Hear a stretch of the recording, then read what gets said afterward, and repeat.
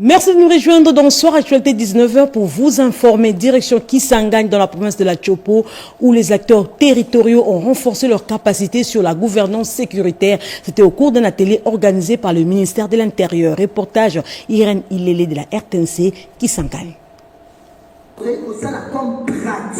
Ils sont venus de tous les coins et recoins de la province de la Tchopo. Ces autorités de la territoriale, à savoir bourgmestre de commune, administrateur des territoires et ses assistants, le chef de chefferies et secteurs, chef de quartiers, blocs et avenues, participaient à cette formation. Ils sont outillés sur les innovations apportées par le décret numéro 22/44, à savoir la gouvernance sécuritaire, la connexion.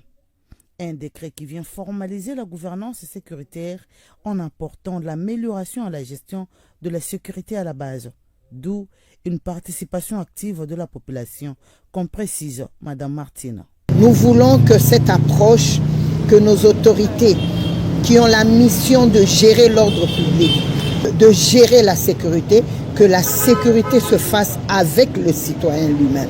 Il n'est plus question de faire une sécurité en dehors de la population, mais que la sécurité avec nos autorités, avec tous les membres du comité se fasse avec la participation de la population, avec la participation du citoyen, et c'est ce que nous attendons d'eux. Rappelons que cette activité est organisée par le ministère national de l'Intérieur, Sécurité, Décentralisation et Affaires coutumières. L'impact du projet STEP pour la stabilisation de l'Est de la RDC s'est fait ressentir auprès des habitants du Kasaï oriental. C'est le cas avec les femmes victimes des atrocités qui ont retrouvé leur autonomie financière. Le président du comité des sages de l'Assemblée provinciale donne des précisions à ce sujet. Ayant participé dans la mise en œuvre du projet STEP dans sa province, le président du Conseil des sages de l'Assemblée provinciale du Kasaï central, Stéphane Mwanda, a apprécié à juste titre ce programme qui a ajouté un plus dans le développement de la RDC, particulièrement dans sa province, en plus de la valorisation de la femme en la rendant autonome. Il y a eu des succès. Le succès là, c'est au niveau d'abord de l'autonomisation de la femme. La femme a été valorisée parce que la femme avait été intégrée dans les projets STEP et la femme a eu à avoir un peu un plus dans les ménages. Il y a eu aussi des jeunes qui ont travaillé qui ont évolué dans la milice comme Nassapou. Et ces jeunes ont été démobilisés et intégrés dans les projets STEP. Et il y a eu une conversion sociale de tous ces jeunes-là. Et en dehors de ça, il y a aussi des transferts de compétences. Et plusieurs entreprises qui ont été envoyées sur le terrain. Ils ont eu à former la main-d'œuvre locale et aujourd'hui nous avons des maçons, nous avons des charpentiers. Il a à cet effet remercié la Banque mondiale à travers la CSPP, cellule de suivi du projet de programme financé par les bailleurs, organisateurs de cet atelier. Dans le Haut-Touélé, un coup de foudre a ravagé hier les locaux et matériels de l'Institut Rosaire d'Issiro. C'est là à quelques jours de la clôture de l'année scolaire. Heureusement, cet incident n'a fait aucune victime, nous dit Nathalie Boula. L'Institut Saint-Rosaire, l'une des grandes écoles de la ville d'Issiro, située dans la commune Mendambo, avec plus de 1300 élèves, vient de subir le premier drame de son histoire le mercredi 18 juin 2025. Alors qu'il pleuvinait, un coup de foudre d'une forte amplitude frappe un arbre situé dans la cour scolaire avant de s'en prendre aux câbles électriques et vomir du feu qui ravage, comme dans un film d'action, des locaux ciblés avec l'air contenu. Les dégâts matériels sont énormes, à en croire le préfet des études, frère Gracia Titayo Sapaka. Nous avons perdu la salle des professeurs, pour les bureaux de conseillerie pédagogique et même notre bibliothèque. Tout ce qui se trouvait au bureau de secrétariat de la comptabilité, nous n'avons pas pu récupérer quelque chose. Et au niveau des bureaux des préfets, là, les jeunes du quartier et les jeunes de la paroisse Saint-Rosaire ont porté les mains fortes. Ils ont réussi à sauver quelques dossiers des élèves, quelques dossiers des enseignants. Mais tout ce qui est des immobiliers, les installations du bureau, nous avons tout perdu. La foudre, ce phénomène paranormal, déverse sa colère sur cette école au moment où l'on s'approche de la clôture de l'année scolaire en cours. En dépit de son cri de détresse, le préfet Gracia Titayo Sapaka rassure les parents et élèves que grâce à la numérisation, tout se passera bien à la date prévue. Dieu merci, nous avons essayé de formatiser plusieurs dossiers. Ce qui est de cette année scolaire, qu'ils aient leur apaisement, nous allons évoluer normalement et nous allons proclamer normalement. Chaque enfant aura son bulletin proclamé le 2 juillet comme le calendrier nous recommande. Signalons que l'Institut Saint-Rosaire est une école gérée par le frère de l'instruction chrétienne depuis plus de 26 ans. En Ituri, la réhabilitation de la route Banvo-Kouyedi, financée par la Société minière de l'Est et ses partenaires, a été saluée par les usagers de cette route ainsi que les autorités coutumières. Junior Selimani nous en parle. Longtemps considéré comme un véritable parcours du combattant, le tronçon reliant Bavo-Koutou dans la chefferie de Walese-Vankoutou à Yedi, en chefferie de Walese-Karo, long de 178 km en territoire de Mambasa, est désormais accessible à la circulation au grand soulagement des usagers. Les travaux de réhabilitation ont été exécutés par la Société minière de l'Est du Congo, SMEC en cycle. C'est des enclavements tout attendus permet aux populations locales de renouer les échanges intercommunautaires. C'est réjoui Toya Bukato, chef de la chefferie de Basili, lors de l'installation du nouveau chef du groupement, précisément au village Kela 1. Occasion pour Francine Katirogo, notable de la région, de saluer l'engagement du président de la République, Félix-Antoine Tshisekedi Tshilombo, de la restauration de la paix en Ituri. Selon elle, cette accalmie trouve une concrétisation tangible à travers cette initiative de développement financée par les dignitaires d'État, Saïdi Chichombo. La réouverture de cette route abandonnée depuis plus d'une décennie revêt une importance stratégique et économique. Elle permet de ravitailler plusieurs centres environnants en produits de première nécessité, facilitant ainsi le quotidien des populations locales. Toujours en Ituri, l'amélioration de la situation sécuritaire a occasionné le déroulement de plusieurs activités dans la ville et ses environs. C'est le cas du tournoi de la paix de football organisé par la Maison Impériale Beach pour consolider les acquis de la paix et promouvoir les talents des jeunes de cette province. C'est devenu une habitude chaque week-end. Les Bougnatropes se retrouvent autour des bons spectacles de football où les footballeurs issus de différentes communautés font battre le cœur des amoureux du ballon rond sans division ni clivage ethnique suite à l'amélioration sécuritaire dans la zone. Actuellement, les regards sont tournés vers les tournois de la paix organisés par la Maison Impériale Beach dont la cause est de consolider la paix et promouvoir les talents ituriens selon Johnson Lusala, son manager. Pourquoi nous organisons cela? L'Ituri a besoin de la promotion de la jeunesse car c'est les jeunes qui sont déjà les moteurs de la paix et ce sont les jeunes, une fois ils sont bien soutenus, ils sont bien encadrés, ils vont vraiment donner la paix que tout le monde est en train de chercher dans cette province mais aussi dans la RDC.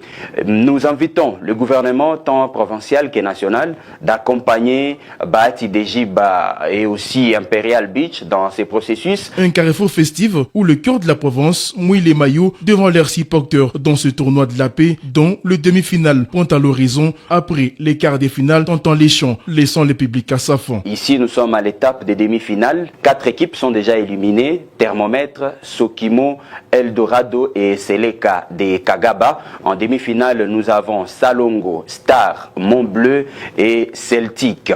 Le gagnant de ce tournoi va bénéficier d'une somme de $1000 américains. Le deuxième club aura $750. Troisième club aura $500. Le quatrième club aura une somme de $300 américains. Pendant ce temps, toutes les équipes déjà éliminées avaient chacune reçu une somme de $250 une fois déjà éliminées. Oui, nous ne le dirons jamais assez, sous l'état des sièges, plusieurs progrès ont été enregistrés dans divers secteurs d'activité en Ituri. À l'occurrence, les sports, concerts, pour ne citer que cela, sous les vigilants du lieutenant-général Luboya Kashamadjoni, gouverneur militaire. À Kinshasa, des nouvelles techniques avec des appareils pour débarrasser la ville des déchets ont été présentées au public. Une invention de l'ingénieur Chief Mwanza, assistant de l'Institut supérieur des techniques pédagogiques de Kinshasa, Rodepanda, nous en parle.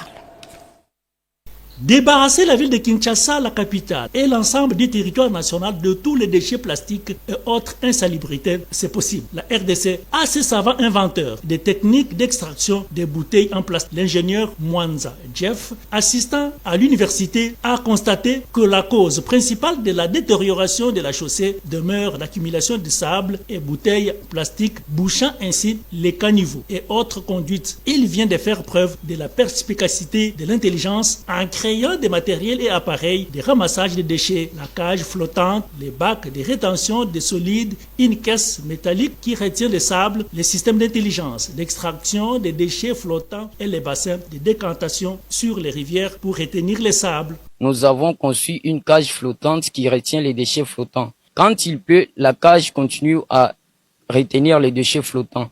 Elle peut remonter ou être rabaissée avec le niveau de l'eau. Cette cage, elle a déjà été réalisée en petite dimension. On a voulu maintenant faire cette cage en grande dimension, dimension réelle, pour faire comprendre au gouvernement que nous avons déjà la solution face aux déchets flottants qui polluent l'environnement. Ces inventions, solutions attestées par le ministre de la Recherche scientifique Gilbert Kabanda prouvent à suffisance le niveau d'ingéniosité des jeunes Congolais de repousser les limites pour résoudre les problèmes de la société, mission primordiale des recherches scientifiques et de l'université.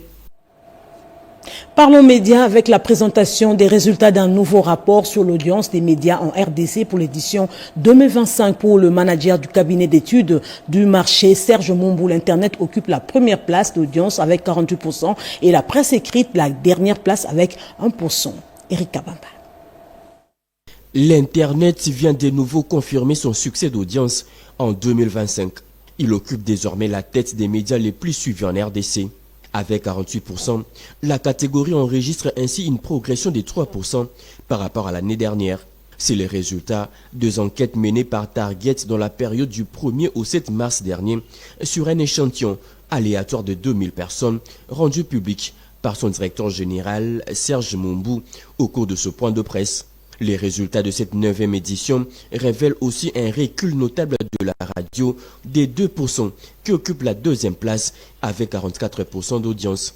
La troisième place est occupée par des chaînes de télévision câblées qui ont aussi régressé des 2% avec maintenant 23% d'audimat. La presse écrite poursuit sa chute libre et n'a que 1% d'audience et risque de disparaître d'ici à 2028, alerte déjà Serge Mombou. Et le problème, c'est d'abord lié au contenu.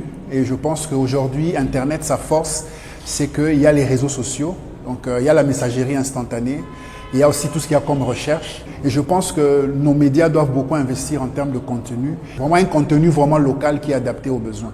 L'étude a également mis en lumière les préférences en matière de contenu. À la radio, les journaux attirent le plus grand nombre d'auditeurs. En revanche, à la télévision, les sports rencontrent un grand succès, en particulier sur les chaînes câblées. Le développement de la province de la Haut-Katanga et de la Lomami au cœur des échanges entre les deux autorités provinciales. Plus de détails dans ces reportages. Les deux personnalités, Martin Kazembe Choula, vice-gouverneur de la province du Haut-Katanga, et Yvon Van Kalombo, gouverneur de Lomami, ont dans leur échange abordé plusieurs questions liées au développement avec un accent particulier sur le renforcement de la coopération entre la province de Lomami et le Haut-Katanga, avec comme objectif améliorer davantage les quotidiens de la population de deux provinces sœurs de la République démocratique du Congo. Yvon Van Kalombo a par ailleurs félicité les efforts de l'exécutif provincial du Haut-Katanga pour la modernisation en cours dans cette province. J'ai rencontré son Excellence Monsieur le Vice-gouverneur, avec qui j'ai eu à m'entretenir pour exprimer ma satisfaction d'abord pour la paix sur l'étendue de la province du Haut-Katanga et bien d'autres réalisations dans la vision du chef de l'État. Nous avons eu à échanger dans le cadre de la coopération interprovinciale sur des questions communes qui intéresse nos provinces. Vous savez que Lomami, ma province, c'est le Grand Kasaï et il y a une bonne population du Grand Kasaï qui vit au Katanga. Et donc, comme autorité provinciale, il y a tout intérêt à nous rencontrer fréquemment, à échanger sur la vie de nos communautés, sur la cohabitation de nos communautés. Le gouverneur Yvon Van Kalombo revient du Lualaba où il a participé à la 12e conférence des gouverneurs. Restons dans la province du Haut-Katanga pour parler de la clôture de cette matinée citoyenne organisée par la Vision Fachi rénovée. Sadi Kenina pour les précisions. Toujours dans les soucis d'accompagner le chef de l'État Félix-Antoine Tshisekedi Tshilombo dans sa vision de rétablir une paix durable dans la partie est de la République démocratique du Congo, le président de la Vision Fachi rénovée Kalimboyi a mobilisé ses troupes de la ville de Lubumbashi et ceux du Grand Katanga pour soutenir sans faille la diplomatie agissante de la République démocratique du Congo, couronnée par plusieurs succès sur le plan international. En effet, Kalimboyi et la VFR souhaitent voir la dernière étape, celle qui consiste à signer un accord final de paix entre la République démocratique du Congo et les États-Unis ce mois de juin ou le mois prochain. Une étape très importante qui permettra de mettre fin au conflit qui dure plus de décennies entre la République démocratique du Congo et le Rwanda afin de rétablir la stabilité et la sécurité dans la région. Par ailleurs, signalons que Kalimboyi, proche de sa base et de la population du Grand Katanga, attend de pied ferme l'aboutissement de ces accords bilatéraux qui portera de fruits à la sécurité de toute la République démocratique du Congo. Au Congo central, l'ambassadeur de France accrédité à Kinshasa a visité quelques projets de développement. Les précisions dans ce reportage. La France, par le canal de l'Agence française de développement, AFD en sigle, apporte son appui au projet à venir dont la mission est d'assurer l'autonomisation de l'entrepreneuriat agricole et rural, un projet inclusif, sensible à la nutrition et résilient au changement climatique. C'est dans ce cadre que l'ambassadeur de France en RDC a effectué ce mercredi une descente en Banzangungu, question de palper du doigt les réalités sur terrain. Ici, ce qui me rassure, c'est qu'il y a un engagement très fort à nos côtés des autorités provinciales. Il y a également, ce qui est indispensable, qui est l'engagement des producteurs.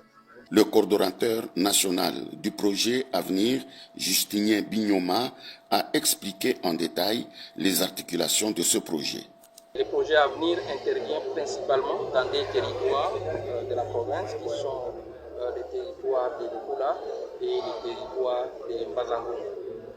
Et ces deux territoires vont bénéficier de plusieurs types d'activités résumées en termes de paquets autour de l'agriculture familiale et entrepreneuriat agricole rural et également bénéficieront des infrastructures à caractère économique. L'évaluation des actions en santé reproductive et la lutte contre les violences basées sur le genre, c'est le leitmotiv de la visite de l'ONG IPAS accompagnée de l'ambassadeur du Royaume-Uni accrédité à Kinshasa à la maternité de Kitambole, point avec Toto Céleste Sungu et Abdoulaye Mbongo. Deux questions pour résumer cette visite de terrain. Qu'est-ce qui est fait et qu'est-ce qui reste à faire? La maternité de Kitambo, centre d'excellence, a reçu la visite de deux diplomates britanniques. Le premier, Kouma Eyer, ambassadeur du Royaume-Uni auprès des Nations Unies. Le second, Alison King, ambassadrice de Grande-Bretagne en poste à Kinshasa, accompagnée d'une équipe de l'AIPAS et du Programme national de santé de la reproduction, se sont dit satisfaits des efforts consentis en faveur de la santé reproductive et dans la lutte contre les violences basées sur le genre. Je suis très fière qu'on peut contribuer à réduire le taux de décès maternels en accompagnant cet hôpital de référence, en améliorant la qualité de soins pour les femmes et les filles. Nous sommes très fiers d'être le partenaire pour soutenir cette organisation. C'est important pour les femmes dont on a besoin de les services, la croissance de l'économie, la sûreté de tout le monde.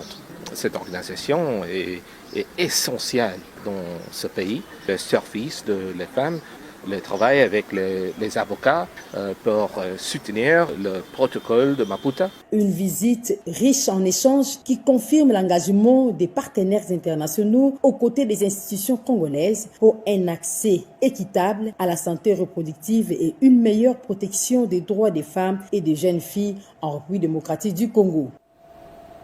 Au Maïndombe, précisément à Inongo, il y a eu lancement des validations des listes des cadres et agents identifiés au fichier des références de l'administration publique. La cérémonie s'est déroulée en présence du ministre provincial de l'Éducation nationale. Le ministère de la fonction publique a organisé 2 journées de travaux de validation des listes des cadres et agents identifiés au fichier des références de l'administration publique, FRAP en sigle. Monsieur Pandou Jean-Robert, chef de mission à Maïndombe, s'est dit satisfait du lancement.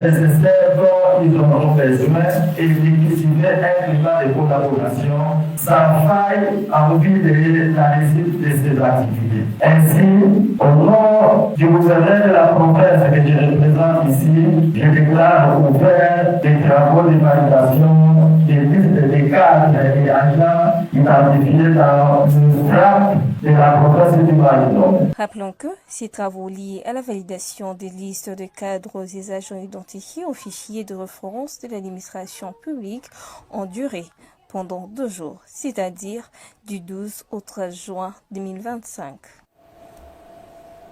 Au Lualaba, la gouverneure Fifi Masuka Saini a remercié sa population pour l'accueil chaleureux réservé au chef de l'État lors de la tenue de la 12e conférence des gouverneurs et aussi pour le bon déroulement des activités et messages de l'autorité provinciale relayés par son conseiller en communication, propos recueillis par Yolande Voka.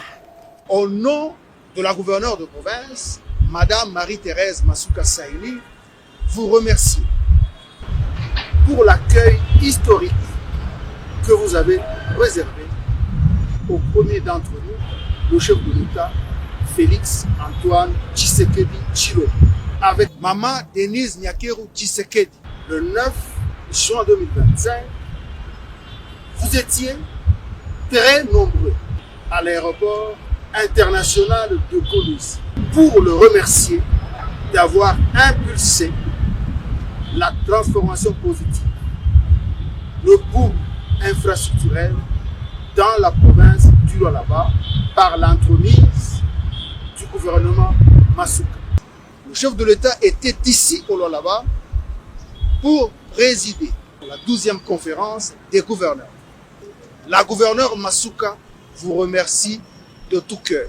L'autorité provinciale remercie l'Éternel, son Dieu, d'avoir soutenu du début à la fin ces différentes activités.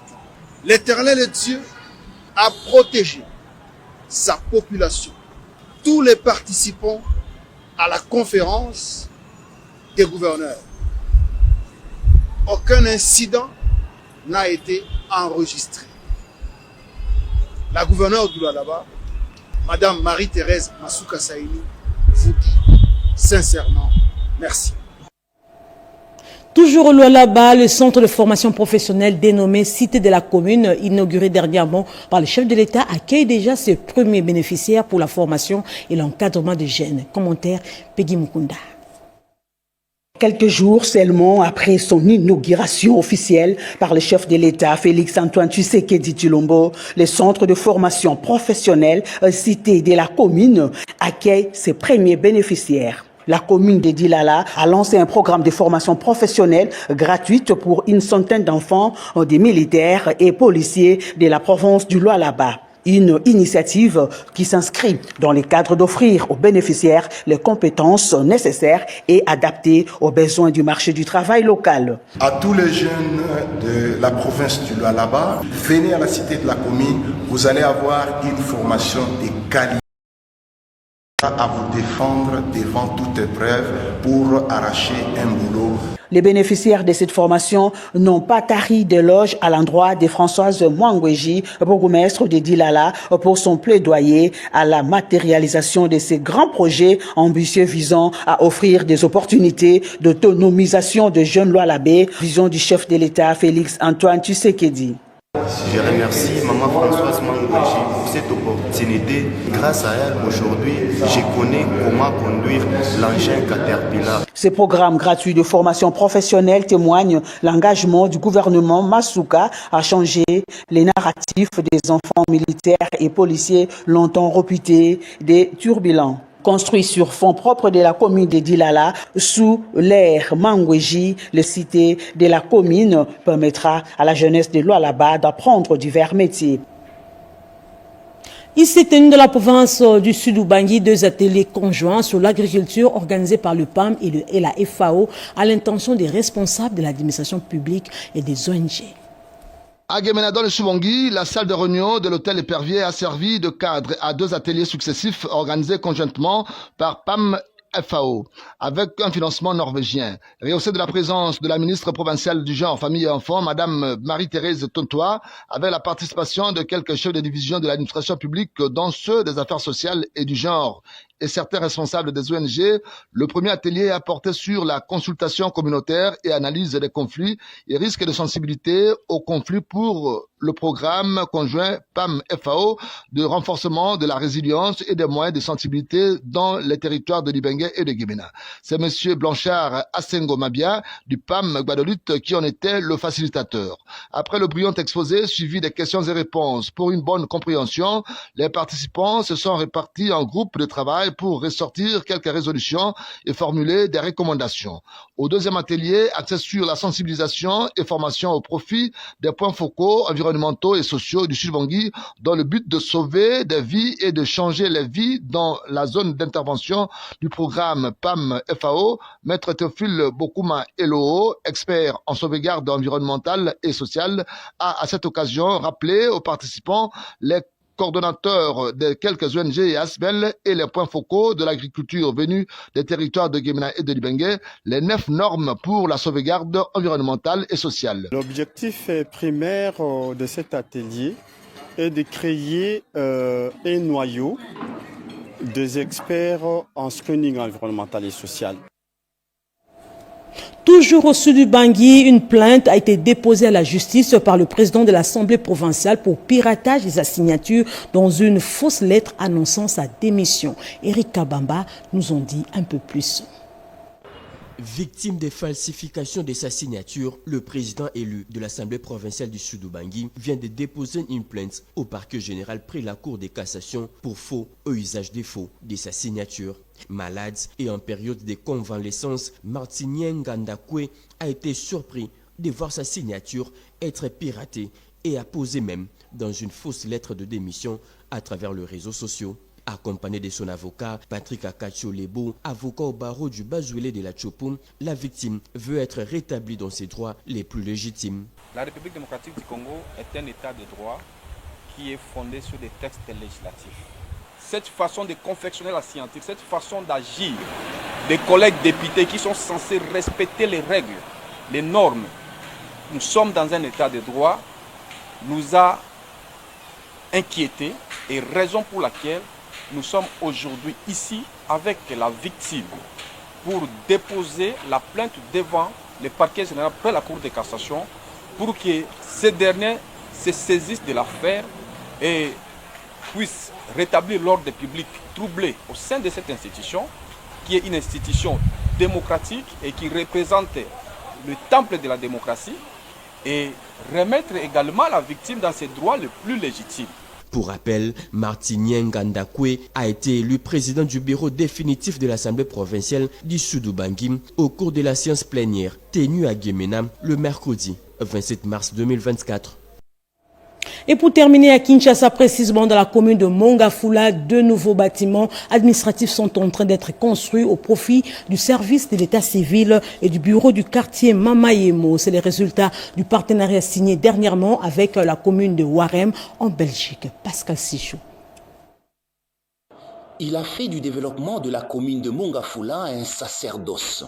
À travers son sens de leadership exemplaire, le bourgmestre Séverin Lumbu Malamba a noué un partenariat avec la commune de Warren, Belgique, qui porte sur des projets de développement communautaire traduits en actes par la construction des ouvrages scolaires et administratifs. 2 nouveaux bâtiments administratifs sortent déjà de terre sur financement de la commune de Warren. Lors de sa visite d'inspection des chantiers, le bourgmestre Séverin Lumbu Malamba s'est dit satisfait de l'évolution des travaux. Dans le cadre de notre jumelage avec la commune de Warem en Belgique, vous savez que Mongafula n'avait plus de contact avec l'extérieur et nous sommes arrivés avec nos proches collaborateurs. Nous avions pu ressusciter les relations qui étaient mortes au niveau international. Et voilà, aujourd'hui, et ça payait. Warem est en train d'aider la commune de Mongafula en dotant 2 bureaux neufs. Le premier, c'est le bureau de l'état civil et le second, c'est le bureau du quartier Mamayemo. Par ailleurs, ces ouvrages bâtis selon les normes modernes seront remis aux bénéficiaires dans un délai relativement court.